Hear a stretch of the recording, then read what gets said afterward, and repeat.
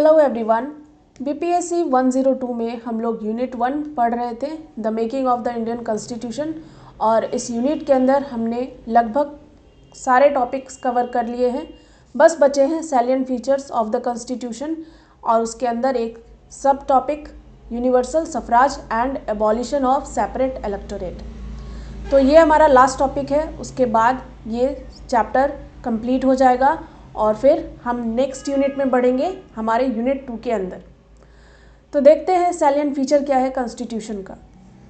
हमारे कॉन्स्टिट्यूशन में बहुत सारे सैलिएंट फीचर्स हैं और ये फीचर जो है वो इंडियन कॉन्स्टिट्यूशन को एक डिस्टिंक्ट आइडेंटिटी प्रोवाइड करते हैं, यानी इससे हमारा कॉन्स्टिट्यूशन और निखर के आता है। और हम ये भी जानते हैं कि हमारा जो कॉन्स्टिट्यूशन है वो बहुत सारे वर्ल्ड के कॉन्स्टिट्यूशन पे भी बेस्ड है। हमने अडॉप्ट किया है और इसे अडाप्ट किया है अपने इंडियन कंटेक्स्ट के नीड को देखते हुए। Doctor B R. अम्बेडकर कहते हैं कि इंडियन कॉन्स्टिट्यूशन जो है वो प्रिपेयर हुआ है बाकी सारे जितने भी नॉन कॉन्स्टिट्यूशन थे उस टाइम पे वर्ल्ड में, उनको अच्छे से क्रिटिकली एनालाइज करके हमने इंडियन कॉन्स्टिट्यूशन को प्रिपेयर किया है। ओके, ये डॉक्टर बी.आर. अम्बेडकर कहते हैं अपने वर्ड में। और जैसे कि हमारे बुक में चैप्टर है फंडामेंटल राइट्स, जो कि हमें यूनिट 4 के अंदर पढ़ने हैं, ये बेस्ड है अमेरिकन कॉन्स्टिट्यूशन पे। यानी कि फंडामेंटल राइट जो हमने बोरो किया है वो अमेरिकन कॉन्स्टिट्यूशन से बोरो किया है। दूसरा, पार्लियामेंट्री सिस्टम जो है उसे हमने ब्रिटिश कॉन्स्टिट्यूशन से बोरो किया है। और directive principle of state policy, जिसको शॉर्ट फॉर्म में डीपीएसपी कहते हैं, इसको हमने अडॉप्ट किया है आयरलैंड के कॉन्स्टिट्यूशन से। साथ ही इमरजेंसी प्रोविज़न जो है वो वेमार यानी कि जर्मनी के कॉन्स्टिट्यूशन पे बेस्ड है। इसको हम यूनिट 11 में पढ़ेंगे।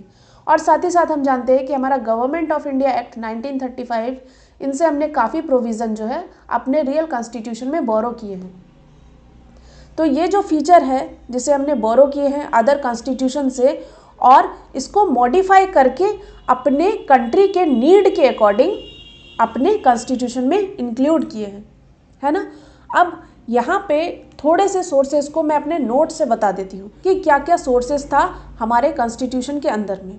ओके, तो सोर्सेज में सबसे पहले गवर्नमेंट ऑफ इंडिया एक्ट 1935 जो है ये यहाँ से हमने लिया है federal scheme, governor, judiciary, public service commission, emergency provision और एडमिनिस्ट्रेटिव डिटेल, यानी कि सेंटर स्टेट रिलेशन के अंदर में जो एडमिनिस्ट्रेटिव डिटेल दिया हुआ है ना, या फिर कह सकते हैं एडमिनिस्ट्रेटिव रिलेशनशिप जो है सेंटर और स्टेट के बीच, वो सभी हमने गवर्नमेंट ऑफ इंडिया एक्ट 1935 से लिए हैं।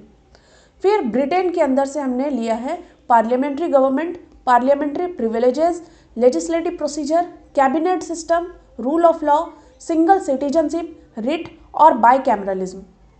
मुझे पता है कि इसमें से काफ़ी सारे जो कीवर्ड्स हैं वो आपको अभी समझ में नहीं आ रहे होंगे, लेकिन कोई बात नहीं, अभी जस्ट पढ़ना स्टार्ट ही किए हैं हम लोग। जैसे जैसे हम आगे बढ़ते जाएंगे सब्जेक्ट में हमें हर एक चीज़ क्लियर हो जाएगा। फिर पॉलिटी की मैक्सिमम चीज़ आपके टिप पे होगी, आपको पॉलिटी में कोई हरा नहीं सकता। ओके, तो ट्रस्ट करके आप बस पढ़ते रहो चीज़ों को।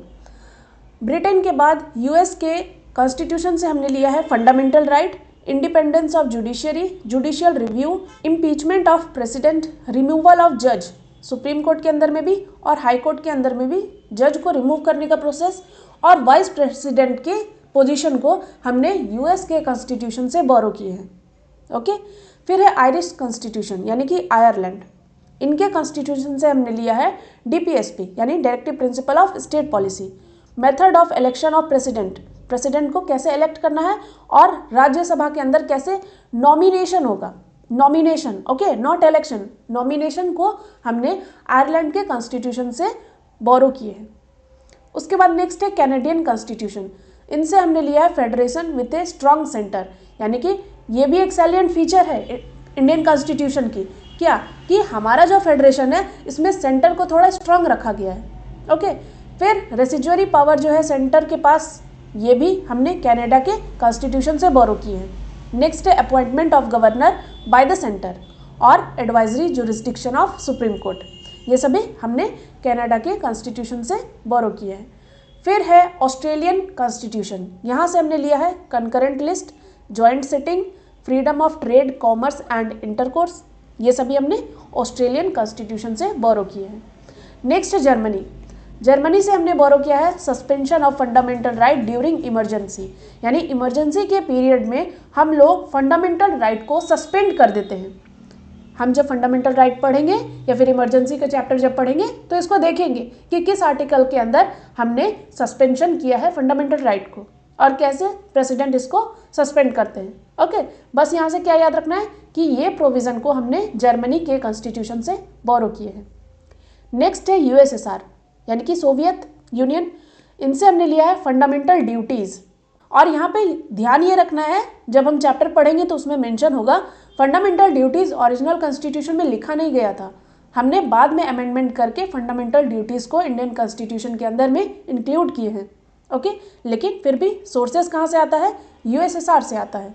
और साथ ही साथ जो जस्टिस का आइडिया है, यानी हमारे प्रियम्बल में वर्ड मेंशन है social justice, economic justice and political justice, ये जो वर्ड है, ये जो आइडिया है, वो हमने यूएसएसआर के कॉन्स्टिट्यूशन से बोरो किए हैं।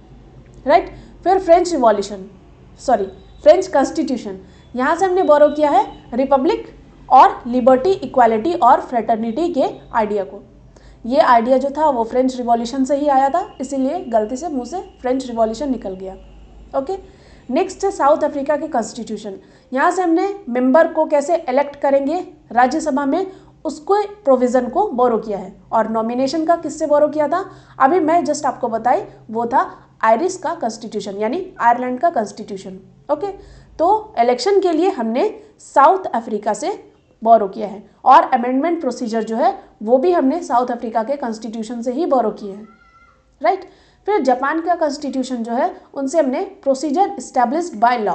जब आप पढ़ोगे आर्टिकल नंबर 21, उसमें ये वर्ड मेंशन किया हुआ है प्रोसीजर इस्टेब्लिश्ड बाय लॉ, उसको हमने बोरो किया है जापानीज कॉन्स्टिट्यूशन से। आई होप आपको सोर्सेस की क्लैरिटी अच्छे से मिल गई होगी। ठीक है, तो ये सभी जो थे वो हम सैलिएंट फीचर की तरह समझते हैं, यानी जो भी हमारा टॉपिक है ना इस बुक का, आपको दिखाती हूँ मैं कि जो भी चीज़ें आपको यहाँ पे पढ़ने हैं ये सभी सैलिएंट फीचर ही है इंडियन कॉन्स्टिट्यूशन का। जैसे preamble, fundamental rights, directive principle of state policy, fundamental duties, ये सभी क्या है? फीचर ही तो है। हमारे संविधान को क्या कर रहा है? ये कैरेक्टराइज्ड ही कर रहे हैं। राइट। तो सभी फीचर ही है, कैसे पावर को डिवाइड कर रहे हैं, कैसे इमरजेंसी प्रोविज़न लागू हो रहा है, जो भी स्केड्यूल मेंशन है, फिर पावर को हम लोगों ने डिवॉल्व किया है लोकल गवर्नमेंट के अंदर, ये सभी इंडियन कॉन्स्टिट्यूशन के फीचर्स ही हैं। राइट। तो यहाँ से बस यही बताया जा रहा है। आई होप आप इस चीज़ को समझे होंगे। फिर आगे मेंशन किया जा रहा है कि हमारा जो कॉन्स्टिट्यूशन है वो लॉन्गेस्ट रिटन कॉन्स्टिट्यूशन है, लॉन्गेस्ट एंड रिटन कॉन्स्टिट्यूशन। तो फॉर्मेशन के टाइम पे कॉन्स्टिट्यूशन ऑफ इंडिया, उसके पास 395 आर्टिकल्स थे, 8 स्केड्यूल्स थे। अभी इंडिया के कॉन्स्टिट्यूशन में कितने स्केड्यूल हैं ये आप मुझे कमेंट में बताओ। इसके अलावा एक और फीचर है, वो ये है कि जो भी प्रोविज़न हमारे कॉन्स्टिट्यूशन में मेंशन है ना, उसमें कुछ राइट जस्टिशिएबल है और कुछ नॉन जस्टिशिएबल है। सिंपली कुछ के लागू के लिए हम डायरेक्ट कोर्ट जा सकते हैं, जैसे कि हमारा फंडामेंटल राइट, ये जस्टिशिएबल राइट है, यानी कि अगर हमारे फंडामेंटल राइट को कोई वायलेट कर रहा है तो हम डायरेक्ट सुप्रीम कोर्ट के अंदर जा सकते हैं इस चीज़ को इशू कराने के लिए, या इनके रिगार्डिंग जो भी हमारी कंप्लेन है वो हम डायरेक्टली कोर्ट में फाइल कर सकते हैं, क्योंकि ये हमारा जस्टिशिएबल राइट है। लेकिन directive principle of state policy ये नॉन जस्टिशिएबल राइट है, और हमारा फंडामेंटल ड्यूटी भी नॉन जस्टिशिएबल राइट है। तो ये एक फीचर है हमारे कॉन्स्टिट्यूशन का। ओके, इसके अलावा कॉन्स्टिट्यूशन मेकर जो थे वो प्रेफर करते हैं यूनिवर्सल एडल्ट फ्रेंचाइज को, तो ये बेस्ट सैलिएंट फीचर है। ठीक है, पहले क्या हो रहा था, सेपरेट इलेक्टोरेट दे दिया गया था ना अलग अलग कम्युनिटी को, जिसमें हम देखे थे कि गवर्नमेंट ऑफ इंडिया एक्ट 1909 से सबसे पहली बारी सेपरेट इलेक्टोरेट मुस्लिम को प्रोवाइड की गई थी। तो हम क्यों अलग से इलेक्टोरेट प्रोवाइड करें अलग कम्युनिटी को? बेटर है ना, सारे एडल्ट को हमने वोटिंग राइट दे देनी है। तो इसीलिए हमारा कॉन्स्टिट्यूशन जो है वो यूनिवर्सल एडल्ट फ्रेंचाइज को प्रेफर किया था, जिसको अब हम आगे के टॉपिक में पढ़ेंगे। तो आगे के टॉपिक बढ़ने से पहले बस एक रिक्वेस्ट करूंगी कि अगर आपको मेरे वीडियो से हेल्प मिल रही है तो प्लीज़ चैनल को सब्सक्राइब कर लीजिएगा और लाइक के बटन भी प्रेस कर दीजिए। और अगर आपके कांटेक्ट में कोई फ्रेंड है या फिर आप किसी ग्रुप में जुड़े हो तो प्लीज़ लिंक शेयर कर दीजिएगा। ओके, देखते हैं हमारा अगला टॉपिक क्या है, यूनिवर्सल एडल्ट सफराज और abolition of separate electorate. Obviously है कि हम अगर यूनिवर्सल एडल्ट सफराज को प्रेफर करेंगे तो हम सेपरेट इलेक्टोरेट को एबॉलिश करके ही करेंगे, क्योंकि इसकी कोई ज़रूरत ही नहीं है ना। तो जब डिबेट हो रहा था कॉन्स्टिट्यूएंट असेंबली के अंदर, यानी कि जब हमने ड्राफ्ट प्रिपेयर किया था फंडामेंटल राइट के लिए और इसके लिए कमेटी बनी थी, तो सब कमेटी जो थी फंडामेंटल राइट के लिए, उन्होंने ऐसा रिकमेंडेशन किया कि हम कुछ सेक्शन को इंक्लूड नहीं करेंगे section 3 of the constitution as fundamental right. यानी कि हमारा जो इंडियन कॉन्स्टिट्यूशन है ना, उसमें सेक्शन 3 यानी पार्ट 3 जो हमारे कॉन्स्टिट्यूशन का है वो फंडामेंटल राइट को डील करते हैं। ओके, तो जब सब कमेटी फंडामेंटल राइट के लिए जो थी वो डिबेट कर रही थी, तो उन्होंने ऐसा रिकमेंड किया कि हम कुछ प्रोविज़न को फंडामेंटल राइट के अंदर इंक्लूड नहीं करेंगे। इंस्टेड, यानी कि इसके अलावा फंडामेंटल राइट के अलावा उन्होंने सजेस्ट किया कि इसको हम किसी अदर प्लेस पे इनकॉर्पोरेट करेंगे अपने कॉन्स्टिट्यूशन में। यानी फंडामेंटल राइट में हम नहीं रख रहे, पर हम मना भी नहीं कर रहे, आप उसको दूसरे जगह पे रख दो। ठीक है, तो अलग से सेक्शन बनाया गया कुछ प्रोविज़न के लिए। वो कुछ क्या था, वो यूनिवर्सल एडल्ट सफराज था। तो वही बताया जा रहा है यहाँ पे। तो वन सच एग्जाम्पल, उस कुछ में से एक एग्जाम्पल ये है यूनिवर्सल सफराज, और दूसरा कहा जाए तो सीक्रेट एंड पीरियोडिक इलेक्शन। दोनों एक दूसरे से जुड़ा ही है, इलेक्शन और सफराज। वोटिंग कब करेंगे, जब इलेक्शन होगा।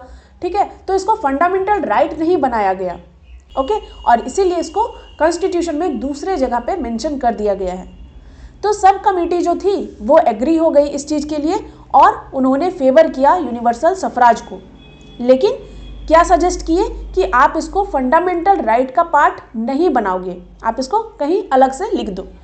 तो इसीलिए यूनिवर्सल सफराज या फिर इलेक्शन के प्रोविज़न को आर्टिकल 326 के अंदर में मेंशन किया गया है, और पार्ट 15 जो है वो सोलली इलेक्शन के लिए ही है।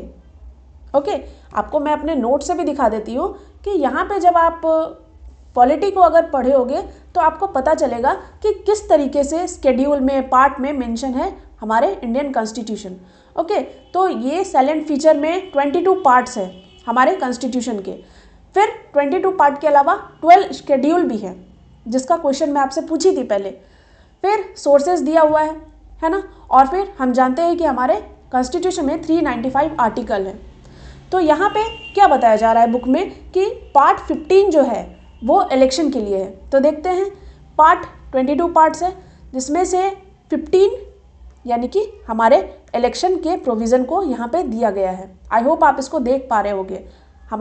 आप अपने लेफ्ट साइड में देखो तो यहाँ पे 15 कॉलम जो है वो इलेक्शन को दिखा रहा है, यानी कि पार्ट 15 जो कॉन्स्टिट्यूशन का है वो किससे डील करता है, इलेक्शन से डील करता है। और उसके लिए आर्टिकल क्या है, आर्टिकल 326। अब यहाँ पे वर्ड यूनिवर्सल जो है वो आर्टिकल 326 से मिसिंग है। लेकिन फैक्ट ये है कि जितने भी एडल्ट सिटीजन है कंट्री के, उनको वोट की राइट दी गई है। हम इससे ही समझ सकते हैं कि यही यूनिवर्सल एडल्ट फ्रेंचाइज है, यानी सारे एडल्ट को वोटिंग राइट मिल गया, तो यही तो है ना यूनिवर्सल एडल्ट फ्रेंचाइज। फिर आप वर्ड ना भी लिखो यूनिवर्सल तो क्या ही फर्क पड़ जाएगा। ठीक है, इसके अलावा जब इंडियंस को यूनिवर्सल एडल्ट फ्रेंचाइज का राइट मिला था, तो प्रोमिनेंट लीडर जो थे उस टाइम पे इंडियन नेशनल मूवमेंट के, उन्होंने ऐसा फोर्स किया कि आप सेपरेट इलेक्टोरेट को एबॉलिश कर दो, और साथ ही साथ उन्होंने फेवर किया जॉइंट इलेक्टोरेट को। यानी सिंपली सेपरेट इलेक्टोरेट मतलब क्या, कि आपकी कम्युनिटी को आप ही वोट कर सकते हो। जैसे मुस्लिम को सेपरेट इलेक्टोरेट मिला था, तो वहाँ पे मुस्लिम कैंडिडेट ही खड़े होते थे और उस कैंडिडेट के लिए वोटिंग भी मुस्लिम्स जनता ही करती थी। ये था सेपरेट इलेक्टोरेट का प्रोविज़न। लेकिन अब कॉन्स्टिट्यूशन में या फिर अभी के इंडिया में क्या ऐसा प्रोविज़न है? अभी कोई भी कैंडिडेट खड़ा हो किसी भी पार्टी से, फिर चाहे वो मुस्लिम हो, हिंदू हो, सिख हो, क्रिश्चियन हो, जॉइंट इलेक्टोरेट का प्रोविज़न है। यानी कि सभी लोग उनके लिए वोट करते हैं irrespective of their communities, right. तो इसीलिए यहाँ पे बताया जा रहा है कि उस टाइम पे जो प्रोमिनेंट लीडर थे वो ज्वाइंट इलेक्टोरेट को फेवर करते हैं और कहते हैं कि आप इस सेपरेट इलेक्टोरेट को एबॉलिश कर दो, ठीक है। लेकिन जो ब्रिटिशर थे वो तो खराब ही थे, वो तो गलत ही सोचेंगे। उन्होंने कहा कि आप इस सेपरेट इलेक्टोरेट को कंटिन्यू करो इंडिया में। और ये सेपरेट इलेक्टोरेट मैं बताई कि ये 1909 के एक्ट के बाद से ही आ गया था। तो 1909 एक्ट को मॉर्ले मिंटो रिफॉर्म भी कहा जाता है और 1919 का जो एक्ट है उसको मॉन्टेगू चेम्सफोर्ड रिफॉर्म कहा जाता है, ठीक है। तो फिर आगे यही बताया जा रहा है कि 1909 के एक्ट से सेपरेट इलेक्टोरेट को तो लाया गया, फिर ये कब तक कंटिन्यू हुआ? कम्युनल अवार्ड 1932 में जब आया तब तक, यानी कि सिंपली कम्युनल अवार्ड दिया ही इसलिए गया था क्योंकि उस टाइम पे राउंड टेबल कॉन्फ्रेंस चल रहा था। मॉडर्न हिस्ट्री का पार्ट है ये, बस थोड़ा सा स्टोरी जैसा सुन लो कि वहाँ पे राउंड टेबल कॉन्फ्रेंस इंग्लैंड के अंदर में चल रहा था। उसमें बी आर अम्बेडकर जो थे वो डिप्रेस्ड क्लास को रिप्रेजेंट कर रहे थे। तो उस टाइम पे जो डिप्रेस्ड क्लास थे यानी कि जो अनटचेबल्स लोग थे उन लोगों को वोटिंग राइट नहीं दी गई थी, तो उनके लिए सेपरेट इलेक्टोरेट की डिमांड कर रहे थे। तो उस सेपरेट इलेक्टोरेट के डिमांड को मान लिया गया था। तो फिर गांधी जी फास्ट पे बैठ गए कि नहीं, हम और टुकड़े नहीं होने देंगे और सेपरेट इलेक्टोरेट के बजाय आप रिजर्वेशन प्रोवाइड कर दो। तो उसके लिए फिर पैक्ट हुआ था जिसको पूना पैक्ट के नाम से जानते हैं। तो इस तरीके से फिर ये कम्युनल अवार्ड या फिर सेपरेट इलेक्टोरेट को ख़त्म कर दिया गया था। ओके, तो फिर आगे वही बताया जा रहा है कि कम्युनल अवार्ड जो थे उनका एम था कि वो सेपरेट इलेक्टोरेट प्रोवाइड करे मुस्लिम्स को, यूरोपियंस को, सिख को, इंडियन क्रिश्चियन को और एंग्लो इंडियन को। यहाँ पे डिप्रेस्ड क्लास लिखा हुआ नहीं है, हाँ यहाँ आगे लिखा हुआ है कि it also provided for seats for the depressed class which were to be filled in election from special constituencies. यानी कि स्पेशल कॉन्स्टिट्यूएंसी क्यों कहा गया? क्योंकि जहाँ पे डिप्रेस्ड क्लास की जनसंख्या ज़्यादा होगी, जहाँ पे उनके पॉपुलेशन ज़्यादा होंगे, वहाँ से क्या होगा, डिप्रेस्ड क्लास के किसी भी लोगों को खड़े कर देंगे और उनको इलेक्शन में पार्टिसिपेट कराएंगे। ओके, तो वही यहाँ पे बताया जा रहा है कि ये जो कम्युनल अवार्ड से था कि सेपरेट इलेक्टोरेट और ज़्यादा वाइड कर दिए थे, यानी और ज़्यादा कम्युनिटीज़ को सेपरेट इलेक्टोरेट के अंदर जोड़ रहे थे, जिसमें से मेजर क्या था, डिप्रेस्ड क्लास। इसके लिए गांधी जी ने फिर बी आर अम्बेडकर के साथ पैक्ट किए और फिर ये चीज़ जाके ख़त्म हुआ। तो कॉन्स्टिट्यूएंसीज जो ऐसी बनेगी जहाँ पे डिप्रेस्ड क्लास होंगे, वहाँ पे सिर्फ और सिर्फ डिप्रेस्ड क्लास ही वोट कर पाएंगे। मैं आपको बताइए ना, सेपरेट इलेक्टोरेट का मतलब ही होता था कि जिस कम्युनिटी के लिए वो सीट रिजर्व है उसी कम्युनिटी के लोग वहाँ पे वोट करेंगे। सेम चीज़ डिप्रेस्ड क्लास के लिए भी होता। इसके अलावा जो डिप्रेस्ड क्लास थे उनको वोट भी करना था जनरल कॉन्स्टिट्यूएंसीज में, यानी कि एक और प्रोविज़न मिला था यहाँ पे कि डिप्रेस्ड क्लास जो थे वो अपने सेपरेट इलेक्टोरेट के लिए तो वोट कर ही रहे थे, साथ ही साथ उनको एक और वोट करने का राइट मिला था कि वो जनरल कॉन्स्टिट्यूएंसीज में भी वोट कर सकते हैं। यानी एक सीट जो डिप्रेस्ड क्लास के लिए रिजर्व थी उनमें भी वोट करेंगे और एक जनरल वोटिंग जो हो रहा है उसमें भी जाके वोट कर सकते हैं। तो ऐसा प्रोविज़न प्रोवाइड किया गया था इस कम्युनल अवार्ड के तहत, ठीक है।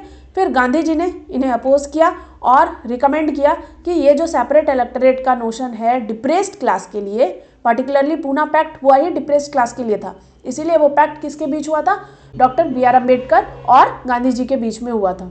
ओके, तो डिप्रेस्ड क्लास के लिए जो सेपरेट इलेक्टोरेट का प्रोविज़न आया था उनको अपोज कर रहे थे गांधी जी, और अपोज करने के लिए वो फास्ट अनटू डेथ पे बैठ गए, यानी उन्होंने हंगर स्ट्राइक कर दी थी। तो यहाँ पे ये सितंबर 1932 के अंदर इस सेपरेट इलेक्टोरेट के अपोज में वो बैठ गए थे। फिर गांधी जी के फास्ट ने इवोक किया अपोजिशन को, यानी कि जो उस टाइम पे लीडर थे यानी हमारे डॉक्टर बी आर अम्बेडकर, उनको इवोक किया और वो प्रेशर में आ गए। फिर गांधी जी फास्ट पे बैठ जाते थे, है ना। तो गांधी जी और अम्बेडकर जी ने फिर एक कॉम्प्रोमाइज़ की और पूना पैक्ट साइन किए। जो मैं आपको बताई थी उस टाइम पे स्टोरी जैसा, वही आगे लिखा हुआ है। ओके, तो इस पूना पैक्ट के अंदर में सीट को रिजर्व कर लिया गया डिप्रेस्ड क्लासेस के लिए जनरल कॉन्स्टिट्यूएंसीज के ही अंदर, यानी सिंपली सेपरेट इलेक्टोरेट नहीं मिला। क्या हुआ, जो जनरल कॉन्स्टिट्यूएंसीज हुआ करती थी उसी के अंदर में पूना पैक्ट के तहत वहाँ पे डिप्रेस्ड क्लास के लिए सीट रिजर्व कर ली गई और रिजल्ट क्या हुआ, एबॉलिशन हो गया सेपरेट इलेक्टोरेट का। और सेपरेट इलेक्टोरेट का एबॉलिशन के साथ ये रिफ्लेक्ट किया कि हमने सीट रिजर्व करना स्टार्ट कर दिया था लेजिस्लेटिव बॉडीज़ के अंदर में। ओके, तो आई होप आपको समझ में आया होगा रिजर्वेशन का प्रोविज़न कैसे स्टार्ट हुआ, कैसे सेपरेट इलेक्टोरेट खत्म होकर ज्वाइंट इलेक्टोरेट में कन्वर्ट हो गया और हमने क्या किया, जो डिप्रेस्ड क्लास है, जो हमारे माइनॉरिटी कम्युनिटीज़ हैं, उनको एक अच्छे तरीके से रिप्रेजेंट कराने का एक अलग अल्टरनेटिव निकाला। ओके, तो ये था हमारा universal adult suffrage and abolition of separate electorate. तो हमारा ये जो चैप्टर है वो कंप्लीट हो गया। आई होप आपको अच्छे से सारे चीज़ समझ में आ गए होंगे। अगर कहीं भी कोई भी डाउट बचता है तो आप मेरे से पूछ सकते हो। जितने भी टॉपिक्स थे आप देख लो, सब कुछ कवर हो चुका है। ओके, अब हमारा जो नेक्स्ट चैप्टर है वो है फिलोसॉफिकल प्रीमाइसेस। बेसिकली ये प्रियम्बल के लिए एक बेस तैयार करेगा और हम जानेंगे कि कॉन्स्टिट्यूशन में हमारा फिलॉसफी क्या है। इंटरेस्टिंग है। ओके, आई होप आप वीडियो को लाइक भी कर दिए होंगे। मिलते हैं अगले वीडियो में। Thank you so much. Have a nice day.